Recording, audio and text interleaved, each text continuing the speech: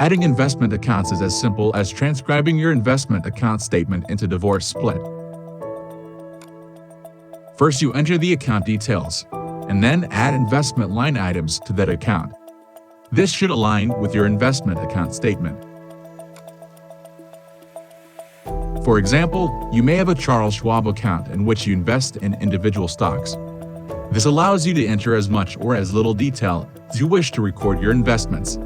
You can enter the account information and the portfolio balance and be done, or you can continue adding some or all of the investment line items as you wish. For checks and balances, the difference between your account total and the line items entered will show as a balance not yet detailed, meaning you still have an amount in your account not yet allocated to a line item. Start by selecting investment accounts from the Property to be Split group in the left-hand menu options.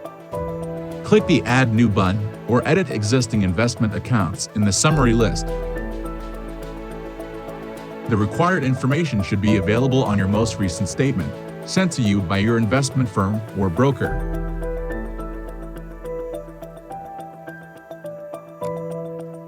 Add the investment institution name. This is the name of the organization that sends you your statement. Enter the date of the statement. Enter the total value of investments shown in the statement. If you owe any money for these investments, for instance, if you purchased investments using a credit account, enter that amount here. Enter 0 if you do not owe anything on this investment account. Specify if this investment account is owned jointly by you and your spouse, or separately by either of you. This ownership refers to the account and all investment items therein. If the account is owned by you or your spouse, then it will not be part of a split and will only appear in reports and schedules detailing your separate properties.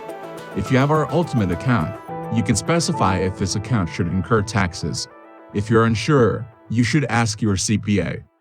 Upload any supporting documents you may have, such as account statements or loan documents, and you are done. Save the account and go back to the list of investment accounts, or continue adding investment accounts.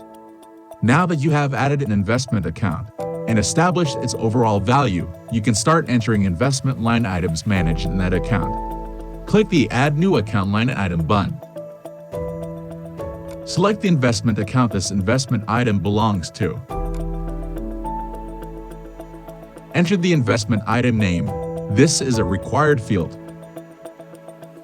Quantity, unit cost, and sales expenses fields are used in our Ultimate level subscription for tax analysis.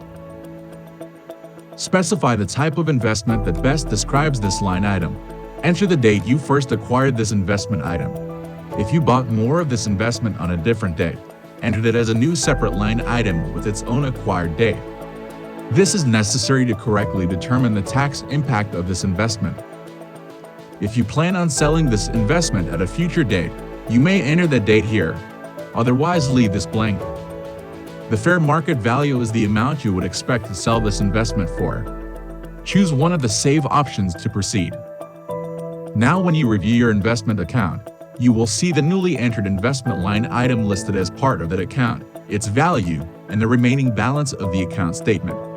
You can click the Add New Account Line Item button to add additional investment line items to this account, or return to the list of investment accounts.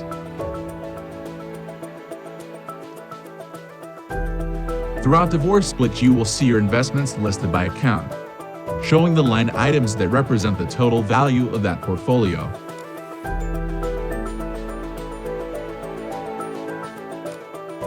As we'll show you later, in Divorce Split you are provided with many ways to edit and adjust your information as you build your proposed divorce settlement case.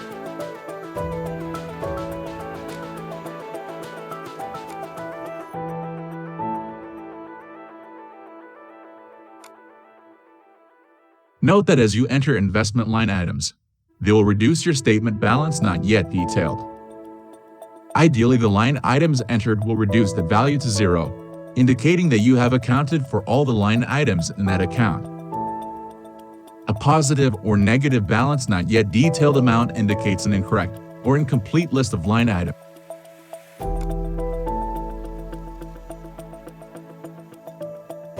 Next, Let's look at entering installments, debts, and liabilities.